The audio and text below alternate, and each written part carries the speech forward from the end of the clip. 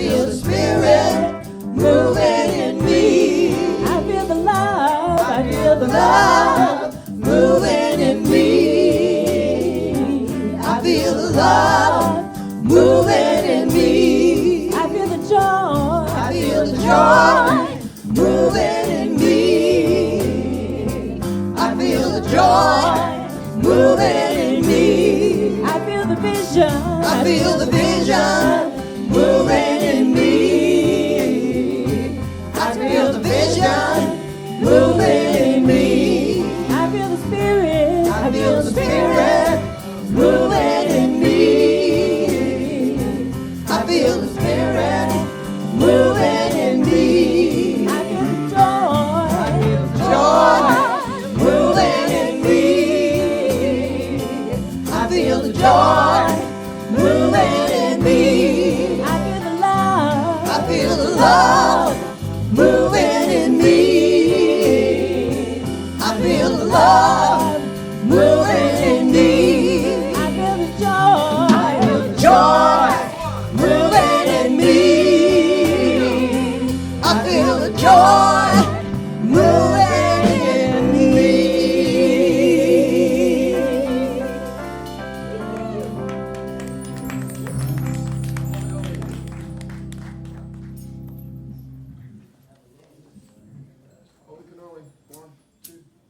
Good morning, everyone.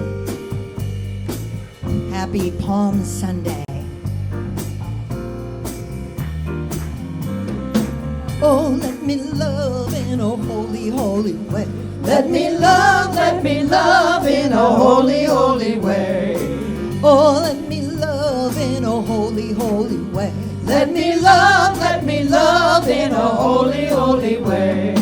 Oh, let me know that love is all around. Let me know that love is all around. Oh, let me know that love is all around. Let me know that love is all around.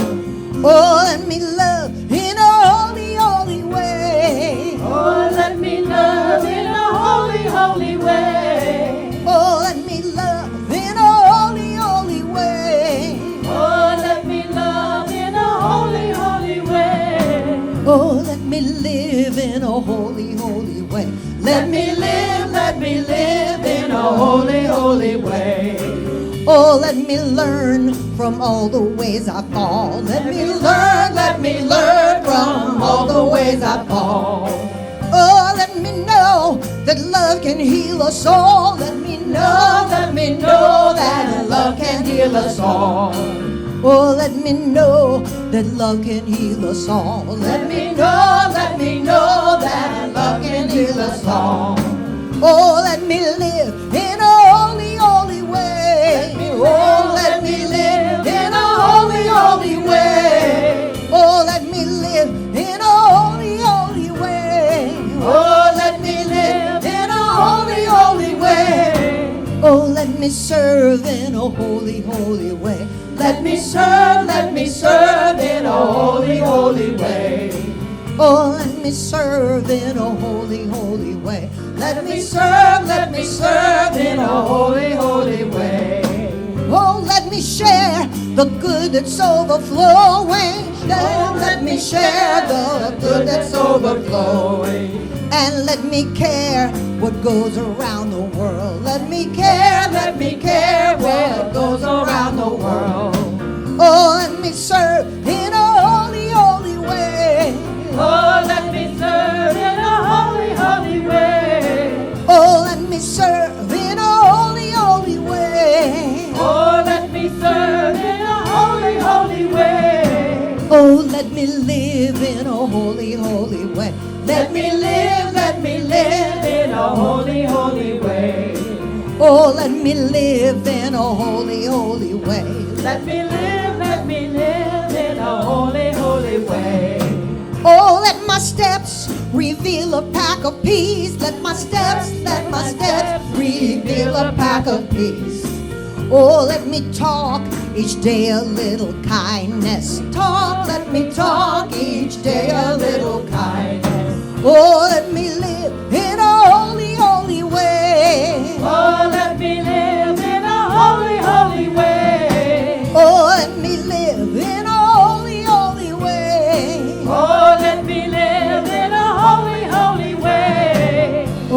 me love in a holy, holy way. Let me love in a holy, holy way.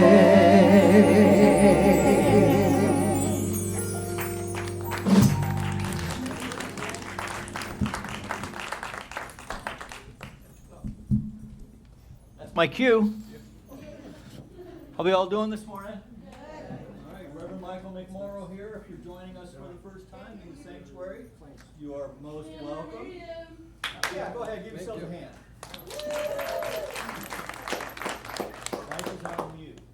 There we go. How's that? We're going to test this out. I did a little MacGyver on it. It was scratchy in the first service. And I'd like to welcome those of you who are joining us online. So wave everybody. Say hi. Good morning. All right, you're all rich and famous now. And then help me welcome our presider this morning, Reverend Kathy Lyons. Yeah, let's give her some love. All right, so we're just going to take a deep, conscious breath. Release. Allow ourselves to surrender to this eternal now moment as we come together for our call to service, which we call lighting the flames of faith. And we perform this ceremony to promote the universal consciousness of life, which acknowledges that all peoples, all faiths, all sentient beings come from the one great universal presence, which we call spirit. That fundamental to this truth is a unifying nature of all religious thought and experience, which we honor here this morning. So as Reverend Kathy lights the first candle, it's for the Tao, honoring the universal path of harmony and equilibrium, the natural way. We light the second candle for shamanic traditions, honoring the beliefs and practices of all indigenous peoples, the way of primal spirituality. The third candle we light for Hinduism, honoring the path of knowledge, action, and devotion. We light the fourth candle for Judaism, honoring the ethical path of living by sacred law. The fifth candle we light for all forms of Buddhism, honoring the Four Noble Truths and the path of compassion. The sixth candle we light for all forms of Christianity, honoring the Christ consciousness as the path of love. We light the seventh candle for all forms of Islam, honoring the path of submission to the will of God as the highest calling. We light the eighth candle for the universalistic religion of Baha'i, honoring the path of unity and peace. The ninth candle we light for all forms of new thought, honoring the metaphysical path of mental healing through the practice of universal spiritual principles. And the 10th candle we light for all those who as yet are not aware of the power and presence of spirit in their lives, and for the space we hold for them here at our center. And as Reverend Kathy lights the healing candle, please put silently into the light the names of anyone you wish to have experience the healing flame of God's eternal love. In this moment, in this place, I remember who I am, letting fear and worry fall away from me. I open my eyes and I see there is only love. There is only love. Love that heals, love that sets us free. There is only love. Join me, please, As I speak in the first person for each one here, recognizing that there is only love, that God is love, and that God's love is in my mind, body, and all my affairs. I just feel this light and love of God within me, and I emanate that love and attract love into my life. And I hereby know that God's love is in this room, expressing through everyone participating in this service, including Reverend Mike, including Mike and Tomorrow, and all our musicians, that they are just feeling and expressing God's love. And I see everything through the eyes of God and through the eyes of love as I see each person here in this sanctuary, just seeing the love and light of God within them. And so with deep gratitude for this loving, wonderful service, celebrating this beautiful day. With deep gratitude, I release my word to the law. It is done. It is so. And together we say, and so it is. Okay, and following up on the subject of love, love is the grandest healing and drawing power on earth. It is the very reason for our being and explains why people should have something or someone to love. Now, is this from a romantic novel? Is it words of a love song? No. It's from Ernest Holmes on page 298 of the Science of Mind textbook. And it doesn't necessarily mean a romantic partner or marriage. It just means having that love for our family, our friends, people here in this community, and of course our animal companions. Now, having friends in a support system is important, and I found that out this last week, that I had to, my cat Precious, 16 years old, made his transition. And, of course, I'm still feeling sad and grieving, but having that outpouring of love and friendship from my friends, I got texts, emails, Facebook posts, phone calls, and so I felt really loved and supported. Now, having friendships is a very important thing for health. Ernest Holmes was so ahead of his time talking about this, maybe 90 years ago. According to Mayo Clinic, friendships are essential for health. Good friends are good for your health. Friends can help celebrate good times and provide support during bad times. And increase your sense of belonging and purpose, boost happiness, reduce stress, and help, as I just mentioned, help coping through the challenges of life. And also, to encourage each other. Friends don't necessarily have to be just to support us during challenges. It's good to have somebody that's on the same page in your spiritual growth, somebody who's going to support you and mirror back that enthusiasm that you have. And what I'd like to recommend to everybody, if you don't have a prayer partner, get a prayer partner. This is a great way to have mutual support. And I've made lifelong friendships at this center, both doing service and taking classes. So in order to create friendships, Ernest Holmes says, send out your thought to the whole world. Send it full of love and affection. So just know that the love and the good that you're seeking is seeking you, and so it is.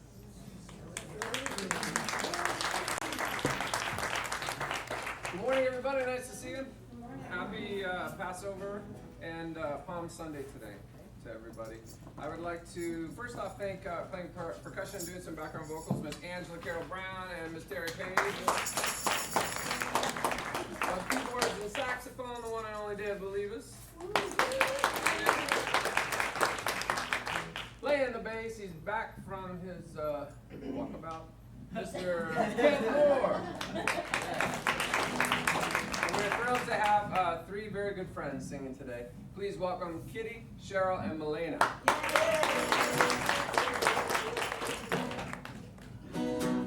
Here we go. 3, 4.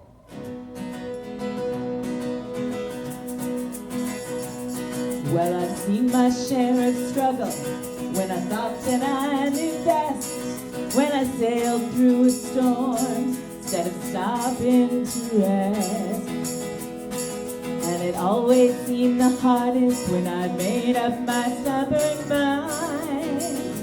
Well, I'm changing my ways this time. I wanna be like water coming down a mountain in shadowy canyons, flowing from pool to stream. I wanna be like water and uphill no more.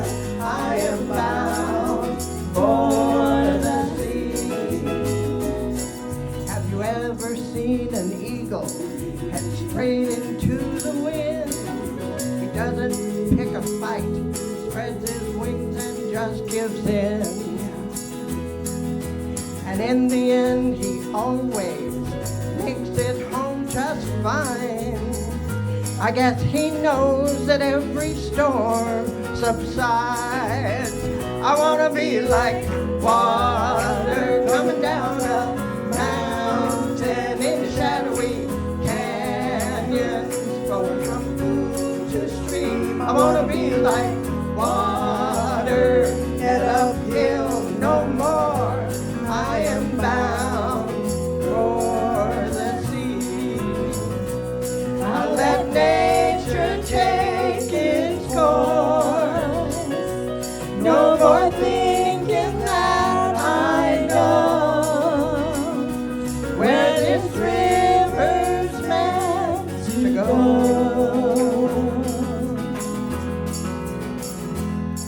I've railed against the stars for the card that I've been dealt, for the lottery I've never won, for the heartache that I felt.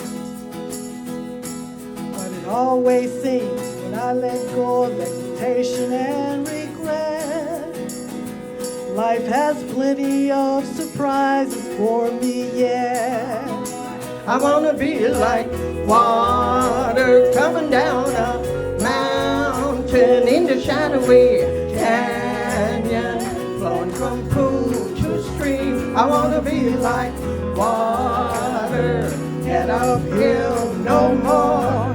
I am bound for the sea. I wanna be like water coming down a mountain in the shadowy canyon, flowing from pool to stream. I wanna be like water, head uphill no more. I am bound for the sea.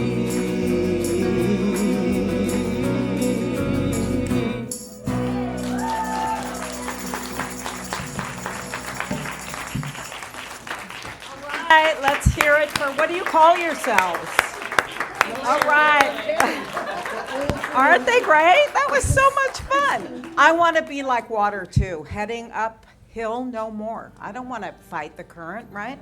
Don't we want to be like that? So welcome everybody. If you're here for the first time, you are most welcome here. I'm going to ask everybody to just turn to the person next to you, in front of you, behind you, and say hello. I see the spirit within you. I know who you really are. You are the face of God. How wonderful it is. Great to see everybody this morning. So we have some wonderful things going on here in our community if you're new. First of all, every day at noon you can tune into Facebook and hear Reverend Mike give you a reset prayer. So he's trying something different. Drop in for a minute message from Reverend Mike on his Facebook page. He's calling it the New Thought Angelus, and he takes a minute from wherever he is at noon every day to anchor us in prayer. He's calling it reset, a reset moment. It's actually more like 2 to 3 minutes. Yeah, it's not. Yeah, it's more like 5 actually, maybe 5.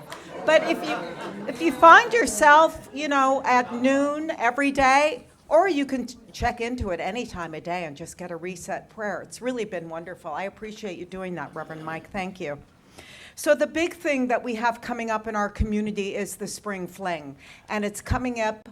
Marcy's going to say something, I believe, right, Marcy? Yes. Okay, come on. Hurry. Yes. Be Jedi'd, okay. Hi, good morning, everyone. Right. The force is on you. Okay. And with you, and within you. All right. May the 3rd, Friday. I would really, really love for all of you to be there. It's going to be fun. How many of you already purchased your tickets? Yay! Okay, we're going to dance and have a good time. But I want to tell you that it's going to be so much fun. It starts at 6:30, and it's going to be at a beautiful banquet hall. You'll be dining family style. You'll be dancing to wonderful, wonderful music, and we're going to just have the best time. So I encourage you all to come if you want to come dressed. We might have some characters there that you'll be surprised to see and meet and take pictures with. So how many of you were there at the last one last year? Was it a blast? Yes. All right. So we want to just kind of continue with that. And those of you that are part of our committee, there's going to be a meeting following the services. So anything else that I forgot? The tickets, yes, we have one more week for the tickets before they raise in price, and we don't want that. We want you to get those tickets in till today. We're going to be out there. So after services, see Judy. Thank you, everyone. So, it's really a fun night. The food is fantastic. It's really fun. So I hope you'll all come. Also, I want to let you know that new classes are starting. Monday, we're starting a Foundations of Science of Mind class that you can either come here and be in the class or participate online, right? That's right? Where's Nikki? That's right, I think. Yes. Okay, so online or in person. And that starts Monday, April 15th. I beg your pardon. It's online on Zoom. Online on Zoom. Download the app first. Somebody went, like it's really easy to do. It's not a big deal. Don't let that discourage you. I've been informed that parking might be difficult. They're doing some repaving, I think, in the alley. Maybe parking might be difficult. I think. Yeah, so park on the street if you come Monday night. Sorry, you're right. It's during the day. Thank you for pointing that out to me. I have the notes here in front of me, and I didn't even see that. It's a day class. How about that? Okay, what else? That's it, huh? Listen, by the way, just because I love the mic. So we had a couple of really great music events here this past week. We had Kirtan Kara here Wednesday night. And we had Anton Miserak here on Thursday night. And if you aren't coming to these events, we wish you would. That's what I want to say. We wish you would come. So, what? Well, I don't want to say that because there's no loss or lack in God, right? But you're missing out for sure.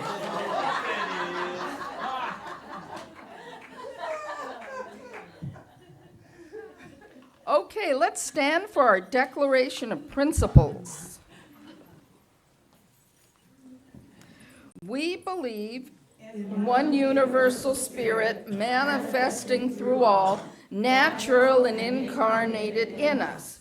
We believe that the universal spirit is personal to and reveals itself through everyone who recognizes its presence. We believe our faith operates upon a law of mind, which automatically manifests in our experience according to that faith. We believe in the unity of all life and the immortality of the individual soul, forever expanding. We believe in the eternal goodness, the eternal loving kindness, and the givingness of life to all.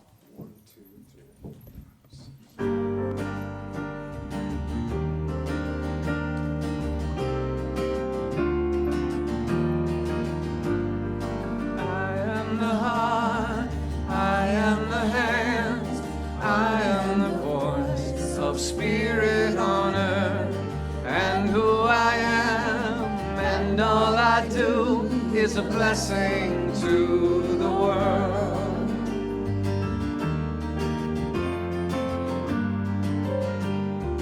You are the heart, you are the hands, you are the voice of Spirit on earth, and who you are, and all you do is a blessing to the world.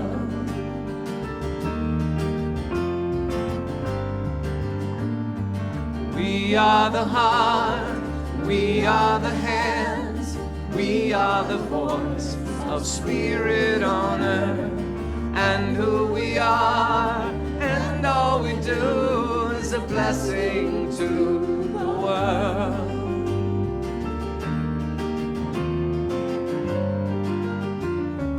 I am the heart, I am the hands, I am the voice of Spirit on earth. And who I am, and all I do is a blessing to the world.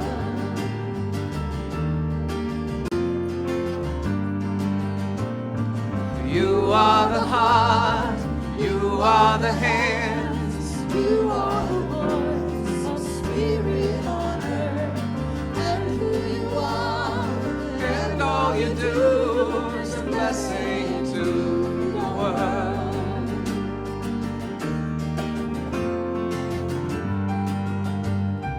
We are the heart, we are the hands, we are the voice of Spirit on earth, and who we are, and all we do is a blessing to the world, is a blessing to the world, is a blessing to the world, is a blessing to the world.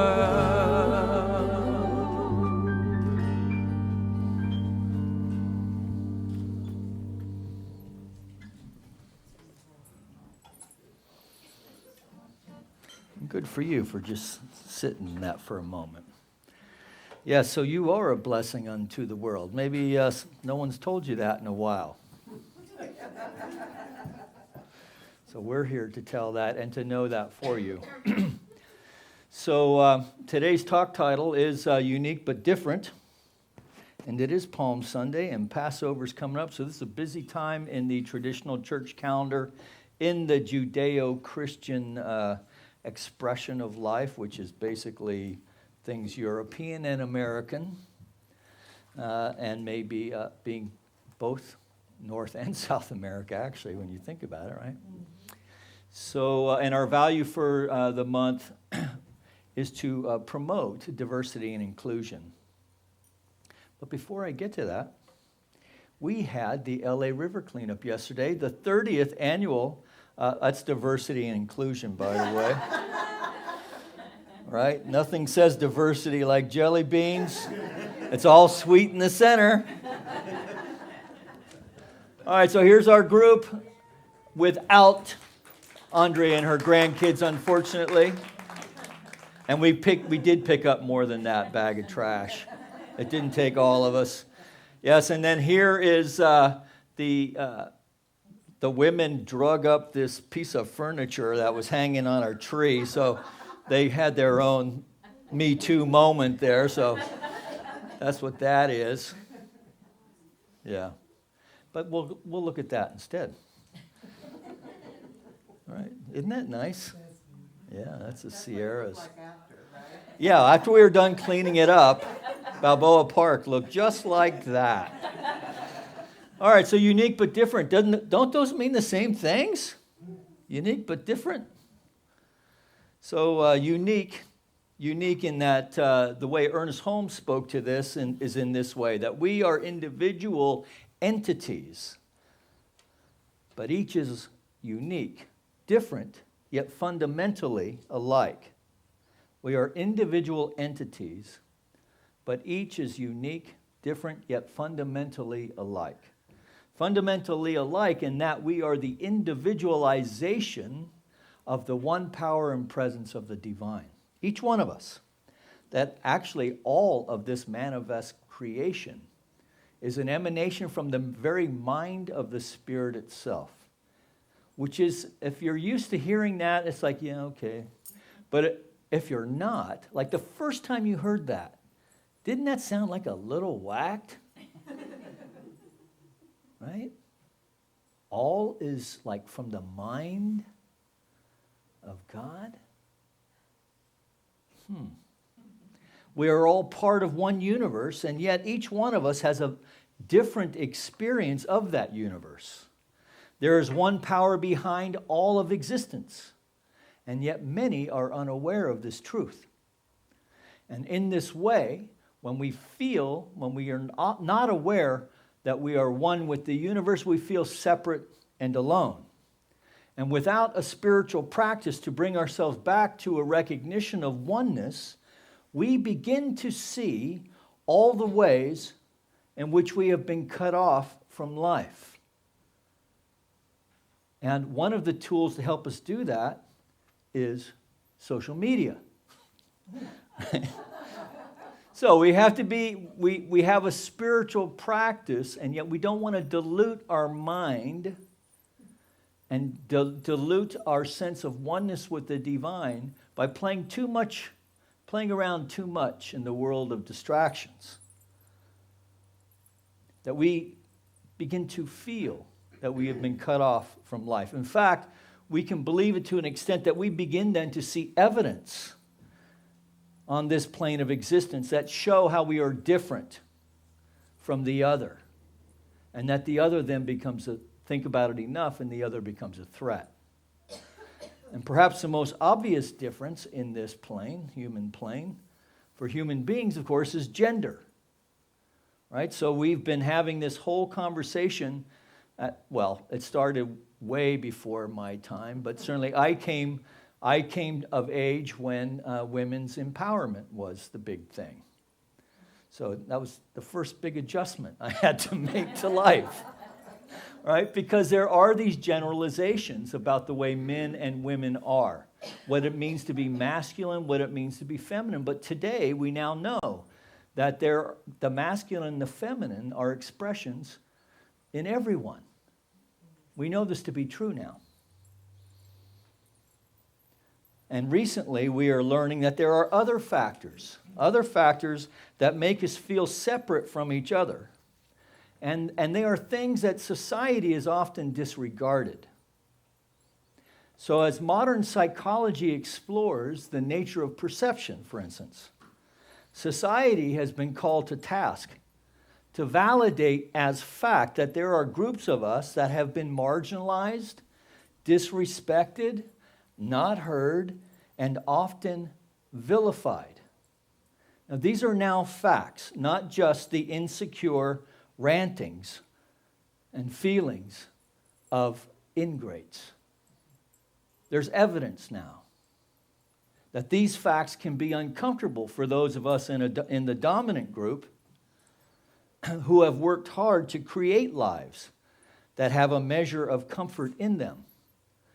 Right? Because after all, I'm not doing as well as my brother-in-law. What do you mean?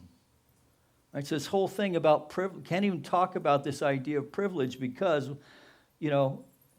how does that even fit for me?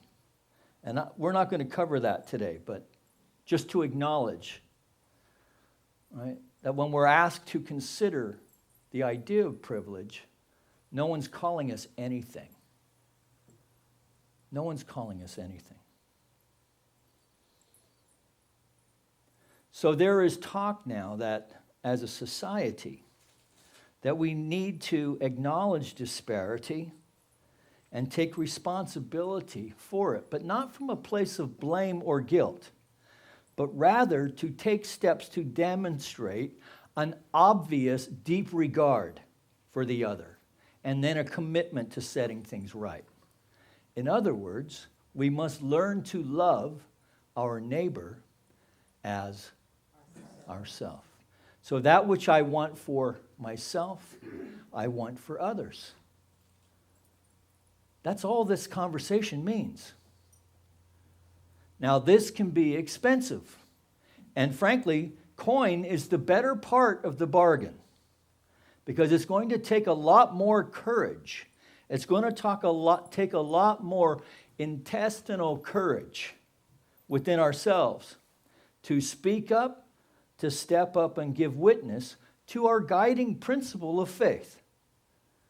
And that is that I allow the living Spirit to express itself as me and as my life. Now, some days I get it. That's more like what an order. I can't go through with it. And yet, as Holmes says, even though the form is differentiated or different, the enlightened should see back of this arrangement the Word of God. That the enlightened, if you consider yourself awakened and enlightened, right, that we should be able to see behind everything that we are witnessing in the outer world, that the power and presence of the divine is in there somewhere, right? So in this gigantic pile of manure that life can look like sometimes, there's a pony in there somewhere. So what has this got to do with Palm Sunday? Well, I think actually quite a bit, because there is a wonderful metaphysical lesson here for those of us who are curious about such things. So staying with you, this idea of being unique and different is Christianity and Judaism. So most Christians, I think Jewish folk get this, but most Christians do not really understand how very Jewish they are in their mindset, both ethically and morally. Though you wouldn't see that demonstrated through history. Certainly not in the Inquisition or the various European pogroms, the most recent being the Holocaust. You wouldn't see it demonstrated there. But these holidays of Passover and Easter are forever tied to each other, both in practice and in story. So Passover and Easter are two traditions that are, believe it or not, joyful celebrations.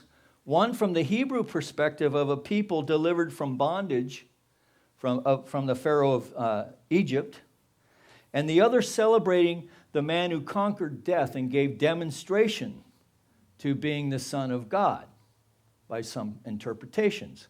And that both are celebrations.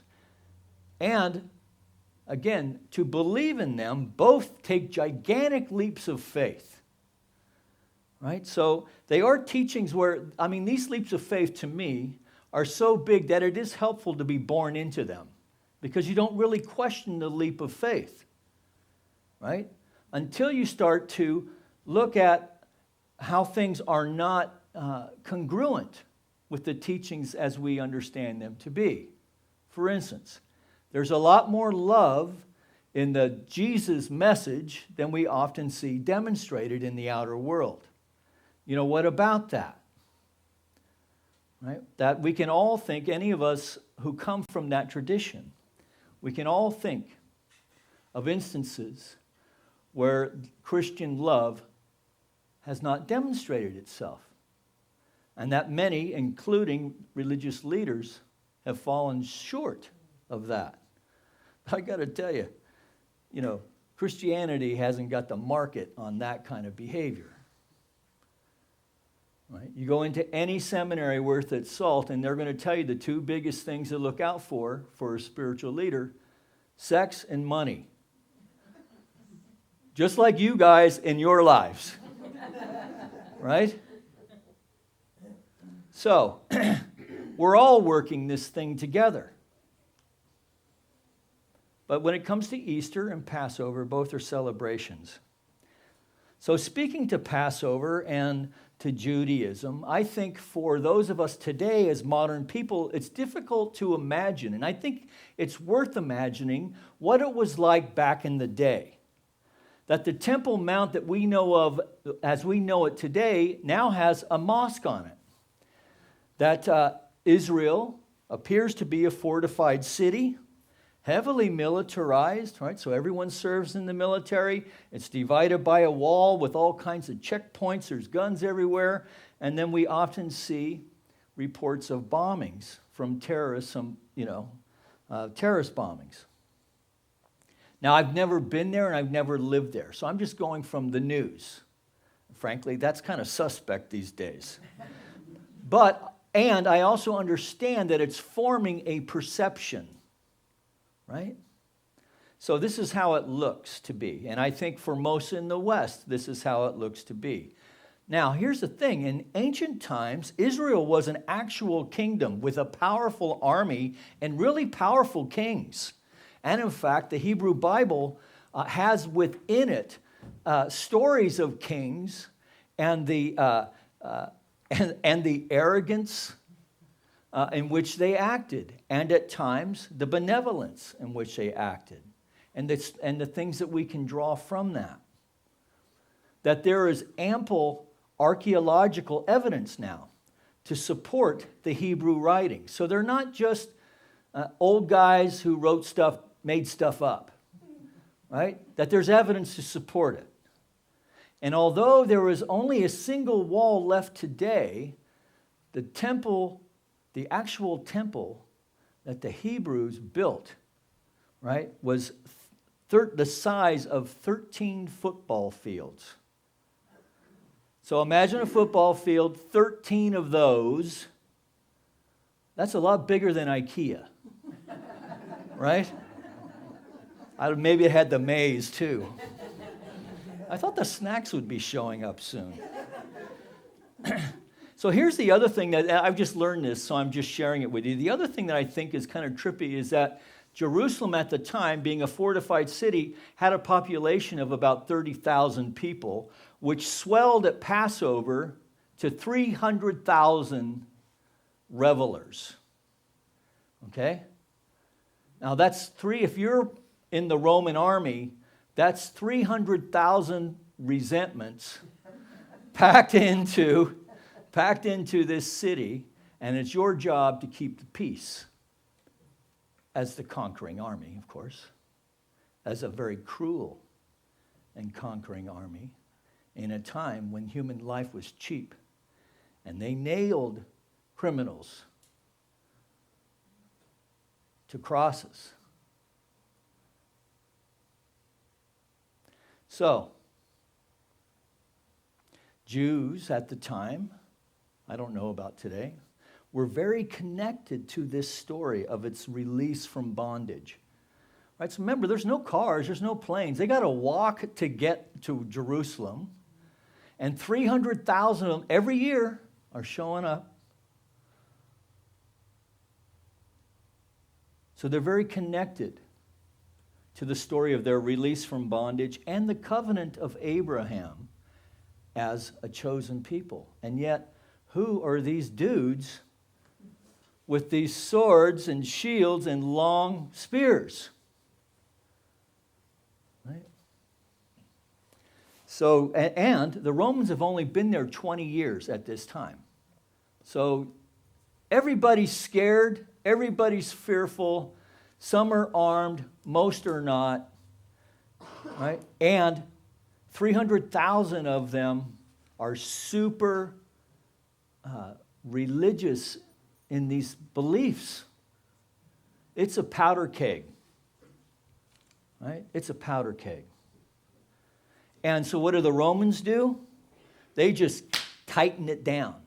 So do you know that the ruling class, the high priests and all that, they had to actually go to the Roman garrison, which overlooked the temple, by the way. So you had guys looking at you all the time. It's like person of interest, first AD. You got the Romans watching your every move. There is a machine. But I guess you guys don't watch that show. If you haven't, it's really good. Just don't put it on if you're trying to get to sleep at night, because you'll have horrible dreams. But you get the point. So they actually had to go to the garrison to get their garments, right? So the high priest said, hey, it's time for me to do the whole Passover thing. Can I have my garments now? And they would unlock them. This is the kind of control they had. So you can see how there would be a lot of resentment, but you can also see how the ground would be very fertile for this story that there's a Messiah that is going to deliver us. It's also very, and for these stories of Armageddon. So, it wasn't too much of a stretch for Jesus to say, hey, the temple isn't going to make it. Which 35 years later, it did come down. Why? because the Romans took it apart. And after 3 years, so this messianic story, but before that, right, so we focus so much on the last 7 days and the month after that, but you can see how it's a setup. After 3 years of teaching, the possibility of knowing our oneness with the Father, of demonstrating with examples of loving kindness, acts of deep love and gratitude by Jesus, giving credit to the Father, showing folks how to pray and how to live in gratitude, to rely on the Spirit to sustain them, to heal the sick and the lame, and to do it all without a church or a temple. Right? And so if you're these people, surely this Jewish mystic must be the deliverer from the Romans. So he comes into the east gate. The Romans are at the west gate. He comes into the east gate, riding on a donkey. Right? And what do? They cut down palm fronds because they're poor to honor him. Right? So they gave all they had to pay honor and homage to this man who'd been teaching this idea.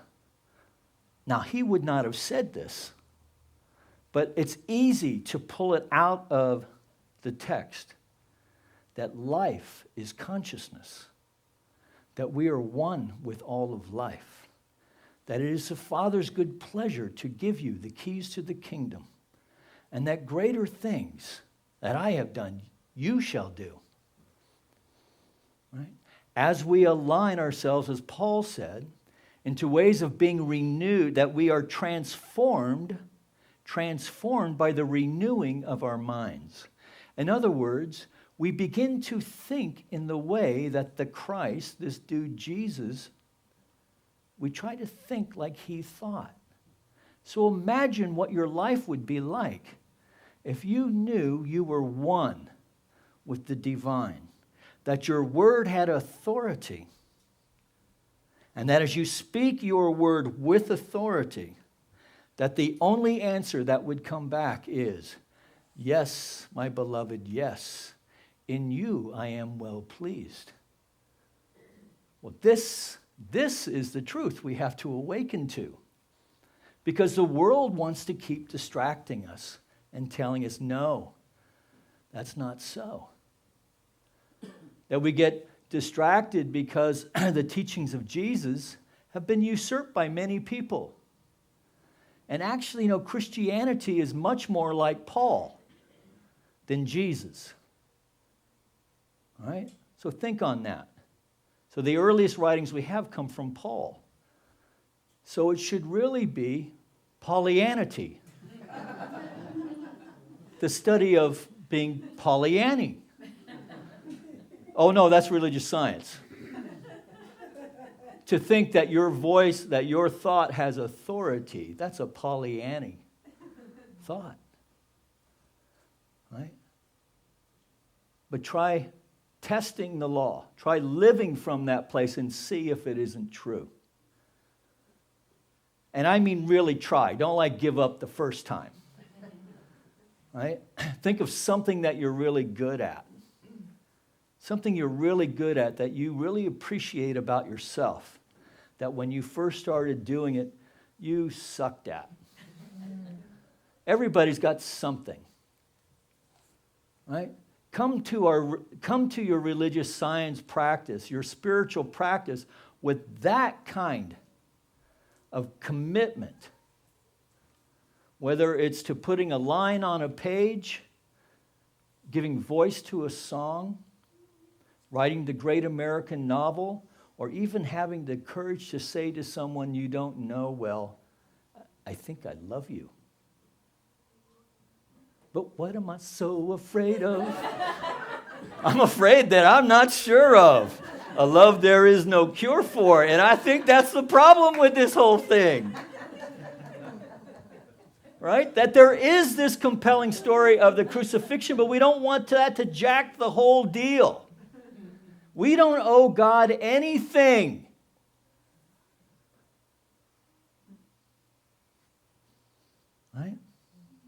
There's no blood debt. What we owe ourselves is to surrender to the indwelling power and presence of the divine that's everywhere present, always active, is impressing itself upon our mind even now with the next great idea you've been waiting to be brought forth, but there's so much stuff going on in there it can't come forward. So this week, so here's the Palm Sunday thing. This is a week of preparation. So today we celebrate. We're going into the East Gate. Right? We celebrate ourselves. We celebrate the fact that we are here, that we are conscious, that we are committed to opening ourselves up, to being receptive to the infinite power and presence, and to courageously allow that to demonstrate as our life. And in this week, then, to explore the ways that may be so. And even to honor a person who believed in it so much that he was willing to allow himself to be tortured to death. Without his friends, they're all hiding, right? They're hiding. The only people there are women. The most vulnerable in his in his little crew there. There's a lot. There's a lot in this gate. I think religious scientists too often want to get away from it because of the structure that we've grown up hearing these messages in. So let's play with that this week. And let's all take a deep breath on that. And invite our singers to come forward. So today is Palm Sunday. And so we are preparing for a couple things. You know, the great thing about being a religious science is that we honor all faith traditions, which means we get to celebrate all of them. Right? So we can celebrate the idea that we have been delivered, that once we were held bound by ways of thinking that kept us in a life that kept us feeling disconnected and separate from. That we are done wandering around. Our 40 years are over for most of us. We're done wandering around in the universe, in our life, in the wilderness. That we are ready to step into the land of milk and honey. That we are going to use this week to consider the ways that we can courageously not take up our cross and bear it, no. But to allow ourselves to roll back the stone from that tomb of old thinking that no longer serves us. And to allow the infinite power and presence of the divine to express as our life. So kick that around today as you go about doing your business. See if you can cultivate a sense of connectedness, of loving kindness, of compassion, or even creativity. And take that into your work week. And see how things are different. And then come back next week and let's share it. That was my Hendrix closing. Purple haze all through my brain. And so it is.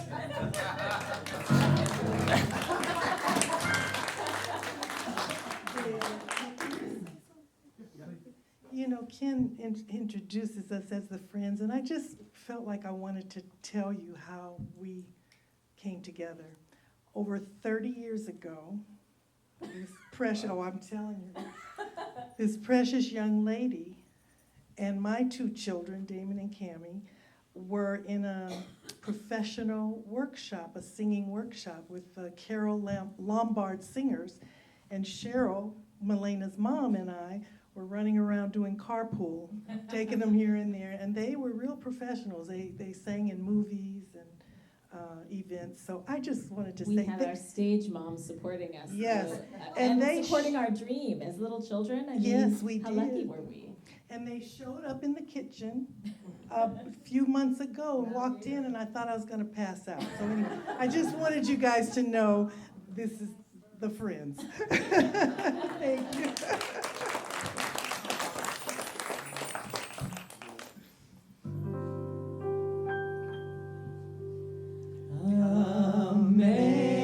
Amazing grace, how sweet the sound that saved a soul like me.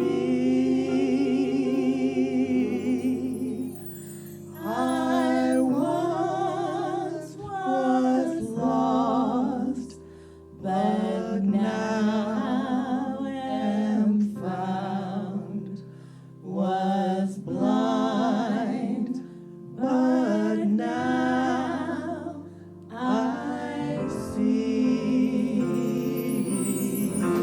'Twas grace that taught my heart to sing, and grace my fears relieved.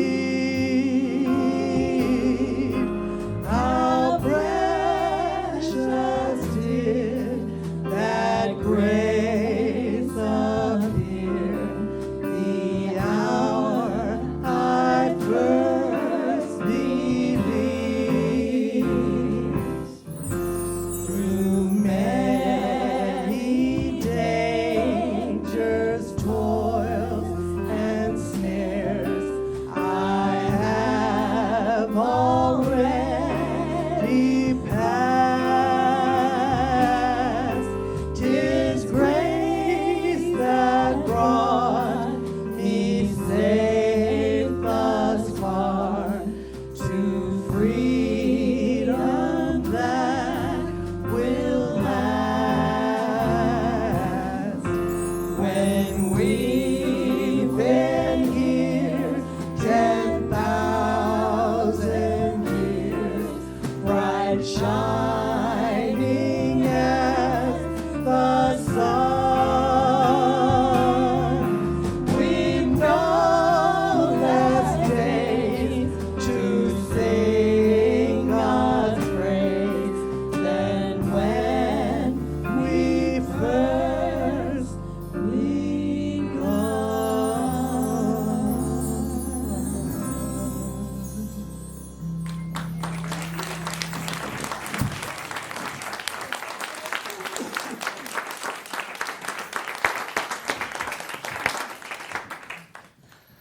Thank you very much.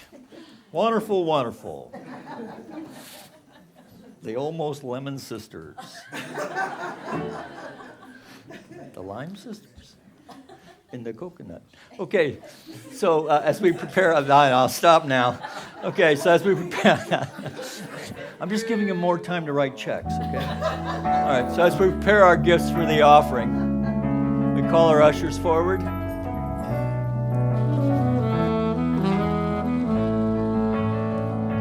Spirit gives through me, Spirit receives through me, Spirit lives and breathes through me. Spirit lives and breathes through me. Spirit gives through us, Spirit receives through us. Spirit lives and breathes through us. Spirit lives and breathes through